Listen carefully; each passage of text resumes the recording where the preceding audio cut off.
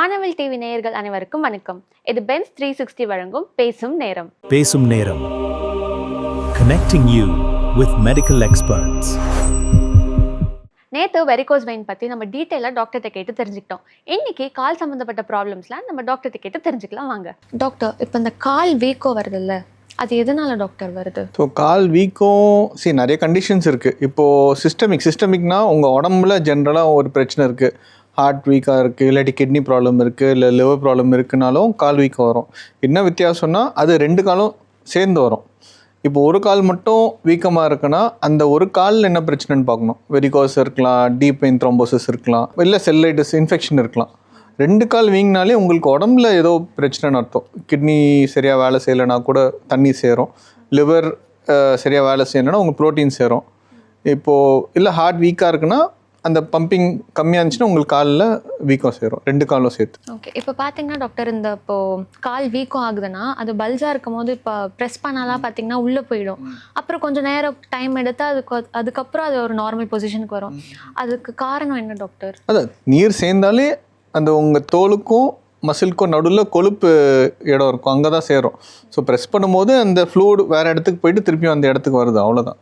மிச்சபடி அது நார்மல் தான். ஸ்வெல்லிங் இந்த வீக்கம் வந்துச்சுனாலே அந்த ப்ரெஸ் பண்ண உள்ளே போக தான் செய்யும். எதனால் வந்திருக்குன்னு சில பிளட் டெஸ்ட் ஸ்கேன் வச்சு கண்டுபிடிக்கணும். இப்போது நீங்கள் சொன்ன மாதிரி இப்போது கால் வீக்கத்துக்கும் இந்த கிட்னிக்கும் ஏதாவது கனெக்ஷன் இருக்கா? ஆமாம், இப்போ ஒரு கிட்னி ஃபெயிலியர், இப்போது கிட்னி யூரின் இருக்கிற கெட்ட ஃப்ளூயிட், கெட்ட நீர் உடம்புலேருந்து வெளியில் அனுப்பலைன்னா காலில் சேரும், நுரையீரலில் சேரும், வயிறில் சேரும். ஸோ உங்களுக்கு வெயிட் போட்ட மாதிரி ஒரு ஃபீல் வரும்.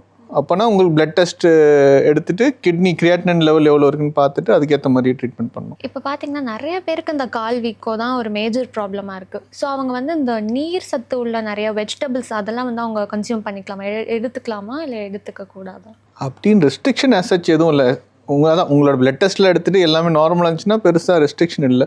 சில பேருக்கு நார்மலாகவே கால் வீக்கம் வரும். இப்போ ட்ராவல் டிபெண்டன்ட் இடிமன்னு சொல்லுவோம். சில பேருக்கு இப்போ ட்ராவல் பண்ணுறீங்க, பஸ்ஸில் போகிறீங்கன்னா கால் வீக்கம் வரும்.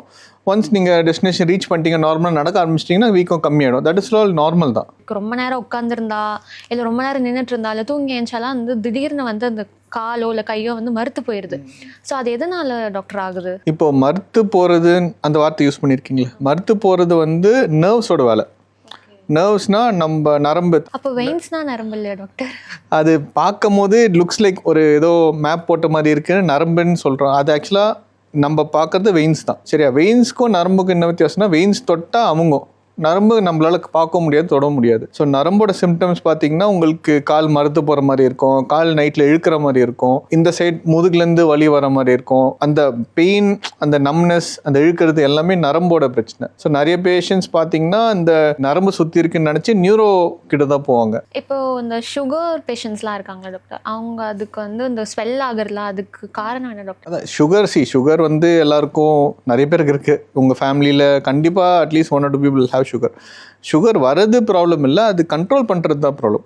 ஸோ சுகர் நீங்கள் ஒரு 150 ரேஞ்சுக்குள்ளே வச்சுட்டிங்கன்னா பிரச்சனையே வராது, லைஃப் ஃபுல்லாக ப்ராப்ளம் வராது. ஸோ லாங் டேர்ம் அன்கண்ட்ரோல் டயபெட்டிஸ் தான் ப்ராப்ளம் கொடுக்கும். ஸோ சுகர் வரும்போது உங்களுக்கு நரம்பு தளர்ச்சி வரும். நரம்பு தளர்ச்சி வந்துச்சுன்னா உங்களுக்கு காலில், பாதத்தில் எஸ்பெஷலி உங்களுக்கு இந்த சென்சேஷன்ஸ் எல்லாம் போயிடும், தொடர்றது தெரியாது. நிறைய பேஷண்ட் நம்ம கோயில் போகிறாங்க, வெயிலில் போகிறாங்க, சூடாக இருக்கும், நம்மளால் ஒரு செகண்ட் கூட கால் வைக்க முடியாது. அவங்களாம் நல்லா ஃப்ரீயாக நடப்பாங்க அதில், ஏன்னா அவங்களுக்கு சென்சேஷன் கம்மியாக இருக்குது. ஸோ அவங்க நடக்கும்போது அவங்களுக்கே தெரியாமல் கால் சுட்டுட்டு வருவாங்க. அது இல்லாமல் பிளட் சப்ளை இஷ்யூவும் வரும் சுகர் பேஷண்ட்டுக்கு. ப்ரெக்னன்சி டைம்லலாம் ரொம்பவே கால் ஸ்வெல் ஆகும்லாம் சொல்லுவாங்க. ஸோ அதுக்கு ஏதாவது ரீசன் இருக்கா? இல்லை, யூஸ்வலாக எல்லாருக்கும் ப்ரெக்னன்சி டைமில் கால் ஸ்வெல்லிங் ஆகும். ரொம்ப எப்படி சொல்கிறது, ரெண்டு கால் ஒரே லெவலில் ஸ்வெல்லிங் ஆச்சுன்னா பெருசாக பொதுவாக ப்ராப்ளம் இல்லை. ஒரு கால் அதிகமாக இருக்குது, ஒரு கால் கம்மியாக இருந்தால் தான் நீங்கள் செக் பண்ணி ஆகணும் எதனால் வந்திருக்குன்னு.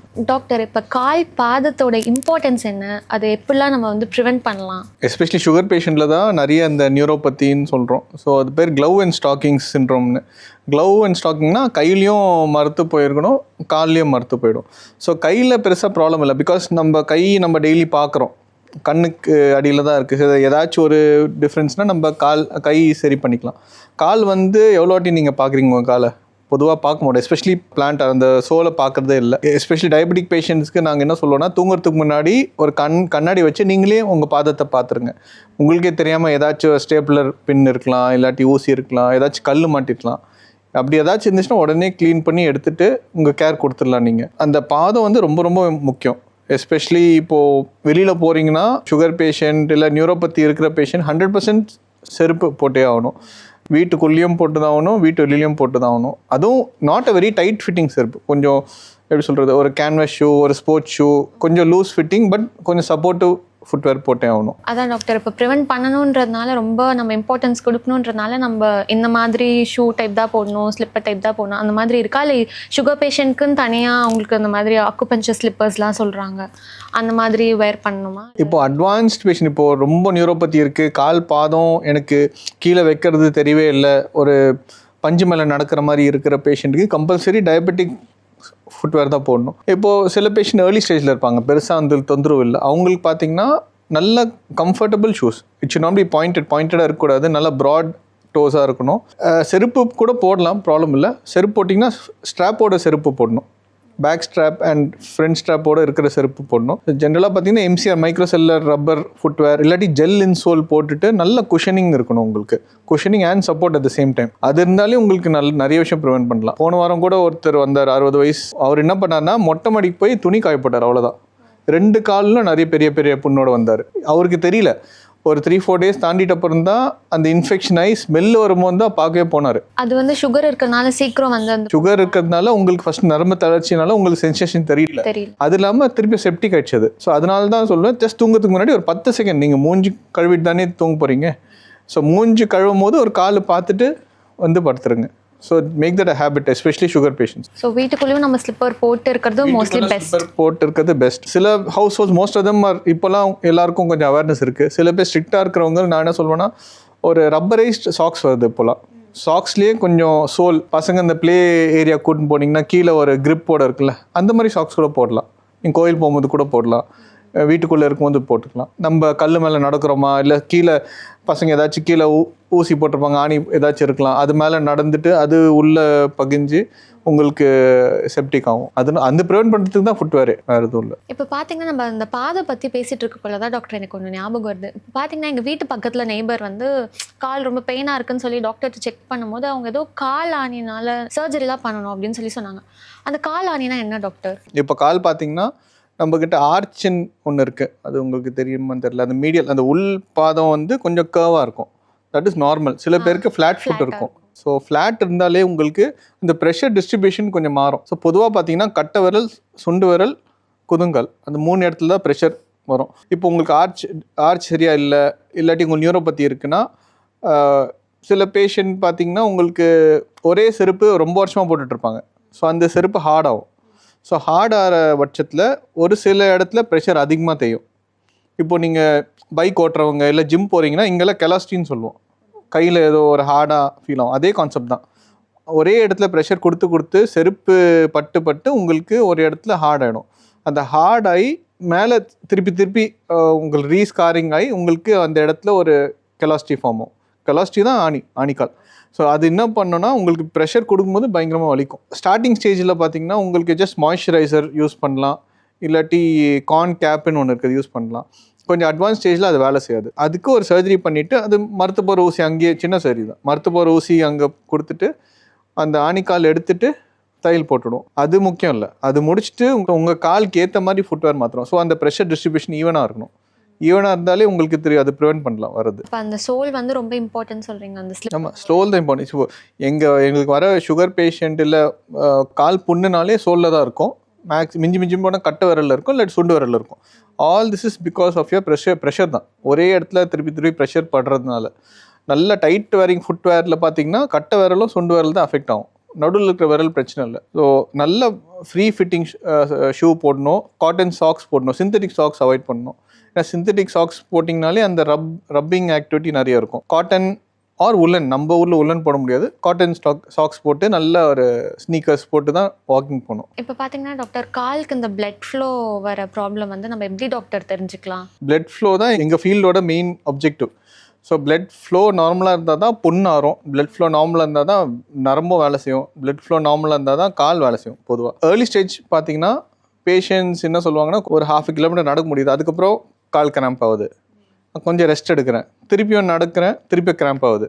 தட் மீன்ஸ் உங்களுக்கு வேண்டியப்பட்ட பிளட் ஃப்ளோ அது இல்லைன்னு அர்த்தம். ஸோ அது ஸ்டார்டிங் ஸ்டேஜ்.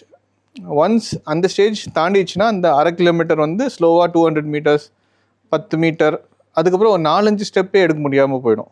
அது விட்டிங்கன்னா கால் வந்து இந்த விரல் வந்து கேங்க்ரீன் ஆகும். கேங்க்ரீனா உங்களுக்கு இந்த மம்மி படம் பார்த்துருக்கீங்களா, ஒரு மாதிரி சுருண்டு போகும், அந்த மாதிரி ஆகிடும். ஸோ அதெல்லாம் ரொம்ப late stage, critical limb threatening இஸ்கீமியான்னு சொல்லுவோம். ஸோ அந்த ஸ்டேஜ் பார்த்தீங்கன்னா கண்டிப்பாக உங்களுக்கு ஏதாச்சும் பண்ணி ஆகணும், ஆஞ்சியோபிளாஸ்டி ஏதாச்சும் பண்ணணும், இல்லை ஸ்டென்டிங் தேவைப்படலாம், இல்லாட்டி பைபாஸ் கூட தேவைப்படலாம். ஹார்ட்டுக்கு பைபாஸ் பண்ணுற மாதிரி காலுக்கு பைபாஸ் பண்ணுவாங்க. பைபாஸ் பண்ணிவிட்டு பிளட் சப்ளை எஸ்டாப்ளிஷ் பண்ணிவிட்டு அதுக்கப்புறம் புண்ணு ஆற்றணும். ஸோ இட்ஸ் லைக் செடிக்கு ஒரு எவ்வளோ தான் நீங்கள் மென்யூர் போட்டாலும் தண்ணி ஊற்றாமல் அதை வளர போகிறது இல்லை. அதுக்கு ப்ராப்பர் இன்டேக்கும் இருக்கணும். கரெக்டாக டாக்டர்? இன்டேக்னா ஹெல்த்தி இன்டேக் இருக்கணும். ஹார்ட்டுக்கு எதனால் பிளாக் ஆகுது, உங்கள் டயட் சரியில்லை, இல்லை சுகர் பிபி கண்ட்ரோல் இல்லை, அதே கான்செப்ட் தான், இதே பிளட் வெசல் தான். இப்போ காலுக்கு போகிற ரத்த குழா பிளாக் ஆகுதுன்னு வச்சுக்கோங்களேன், ஹார்ட்டில் கண்டிப்பாக உங்களுக்கு பிளாக் ஆகிறதுக்கு நிறைய வாய்ப்பு இருக்குது. So patients with a cardiac problem, ஹார்ட்டில் ஸ்டென்ட்டு போடுறாங்க பார்த்தீங்கன்னா காலுக்கு கண்டிப்பாக ப்ராப்ளம் இருக்கும். ஸோ மோரலஸ் சிமிலர் பெத்தாலஜி தான். உங்களுக்கு கொழுப்பு சீக்கிரம் சேருது, அந்த சீக்கிரம் சேர விடாமல் பார்த்துக்கணும். That is very simple. Healthy diet, good adequate exercise, control of your comorbids, அந்த சுகர் பிபியெல்லாம் கண்ட்ரோல் வச்சுக்கணும். And very important thing, cigarette smoking is total no, alcohol also is total no. Sleeping routine also, sleeping is very important. If you don't sleep properly, cortisol levels increase ஆகும், steroid levels increase ஆகும். Steroid levels increase ஆச்சுன்னா ஆட்டோமேட்டிக்காக fat accumulation ஆகும், especially இந்த abdominal fat accumulation ஆகும். Indirectly உங்கள் வெசல்ஸ்லையும் blood வெசல்ஸ்லையும் அந்த கொழுப்பு சேரும். So sleeping 7 to 8 hours per day, uninterrupted sleep is important. Doctor இப்போ பார்த்தீங்கன்னா லைக் ஏஜ் பீப்புளுக்குலாம் நம்ம வந்து சர்ஜரி பண்ண முடியாது, ஸோ அவங்களால அதை பேர் பண்ணிக்க முடியாது. அப்போ அவங்களுக்கு ஆல்டர்னேட்டிவாக ஏதாவது ஆப்ஷன்ஸ் இருக்கா? நிறைய ஆப்ஷன்ஸ் இருக்குது. எடுத்த உடனே சர்ஜரி தான் பண்ணணும்னு இல்லை. யூஸ்வலி எனக்கு வர பேஷண்ட் பார்த்தீங்கன்னா ஏஜ் குரூப் வந்து 65 and above தான் வருவாங்களே. ஸோ அப்போ தான் உங்களுக்கு பிளட் சப்ளை இஷ்யூஸ் வரும். So most of them will start antiplatelets, கொஞ்சம் மெடிக்கேஷன்ஸ் தான் ஸ்டார்ட் பண்ணுவோம். மெடிக்கேஷன்ஸ்லேயே இம்ப்ரூவ் ஆகுதான்னு பார்த்துட்டு தேவைப்பட்டால் ஆன்ஜியோ பண்ணுவோம். இல்லை பிளாக் ரொம்ப லாங்காக இருக்குன்னா பைபாஸ் பண்ணணும். இல்லை தேர்ட் கேட்டகரி எதுவுமே பண்ண முடியாது, பேஷண்ட் வந்து அனஸ்தீசியாவே தாங்க மாட்டார்னா we have something called stem cell therapy. Stem cell என்ன பண்ணோன்னா, ஸ்டெம் செல் பார்த்தீங்கன்னா இந்த இட்ஸ் செல், அந்த செல் இப்போது பர்ன்ஸ் பேஷண்ட்டுக்கு கொடுக்குறோன்னு வச்சுக்கோங்களேன், ஸ்கின் ஃபார்ம் ஆகும். இப்போது டயபெட்டிக் பேஷண்ட் கொடுக்குறோன்னா அந்த இன்சுலின், அந்த ப்ரொடியூசிங் செல்ஸ் ஃபார்ம் ஆகும். ஸோ அதே மாதிரி நம்ம பிளட் சப்ளை கட்டான பேஷண்ட்டுக்கு கொடுக்குறோன்னா புது பிளட் வெசல் ஸ்டார்ட் பண்ணோம், நியூ வாஸ்குலரைசேஷன். ஸோ அவங்களுக்கு ஜஸ்ட் அந்த ஸ்டெம் செல் தெரப்பி பண்ணாலே உங்களுக்கு நல்ல இம்ப்ரூவ்மெண்ட் இருக்கும். நிறைய பொண்ணு ஆற்றிருக்கும் ஸ்டெம் செல் தெரப்பி வச்சு. பேஷண்ட்ஸ் ஹூ ஆர் நாட் சர்ஜரிக்கு ஃபிட் ஆகாத பேஷண்ட்ஸ் எல்லாம். அது எப்படி doctor? Injection type? Just injections தான். மசில்ஸில் ஒரு will make a grid pattern and give injections. So stem cell இப்போது உங்களுக்கு உங்கள் உடம்புலேருந்தே எடுக்கலாம் ஸ்டெம் செல்ஸ். இப்போலாம் பியூரிஃபைடு குரூப்ட் ஸ்டெம் செல்ஸ் இருக்குது. So that's commercially available. அது வாங்கிட்டு ரீகான்ஸ்டியூட் பண்ணிவிட்டு ஜஸ்ட் அந்த பிளட் வெசல் இருக்கிற இடத்துல கொடுப்போம், புண்ணு சுற்றி கொடுப்போம், ப்ளஸ் மசில் பல்கில் கொடுப்போம். You will have a good result. 2 to 4 weeks almost புண்ணெல்லாம் ஆறுது. அதெல்லாம் for patients who are not fit for surgery, and who நம்மளால் சர்ஜரி பண்ண முடியாத பேஷண்ட்ஸ் சில பேர் இருப்பாங்க. பிளாக் கம்ப்ளீட்டாக இருக்குது, நம்மளால் திருப்பியும் பிளட் சப்ளை டைரெக்டாக கொடுக்க முடியலன்னா இந்த ஸ்டெம் செல் தெரப்பி பண்ணுவோம். டாக்டர், இப்போ வாஸ்குலர் சர்ஜரி பற்றி யாருக்குமே பெருசாக எதுவுமே தெரியல, பட் நீங்கள் இவ்வளோ நேரம் உட்காந்து எக்ஸ்பிளைன் பண்ணி இப்போ கண்டிப்பாக ஆடியன்ஸ் எல்லாருக்குமே ஒரு அவேர்னஸ் கிடச்சிருக்கும். இவ்வளோ நேரம் எங்கள் கூட டைம் ஸ்பெண்ட் பண்ணி கிளியராக எக்ஸ்பிளைன் பண்ணதுக்கு ரொம்ப thank you doctor. Thank you, it's my pleasure. Doctor கொடுத்த எல்லா இன்ஃபர்மேஷனும் உங்களுக்கும் யூஸ்ஃபுல்லாக இருக்கும்னு நினைக்கிறேன். இதே மாதிரி அடுத்த நிகழ்ச்சியில் சந்திக்கும் வரை this is Yogapriya signing off. இது பென்ஸ் 360 வழங்கும் பேசும் நேரம்.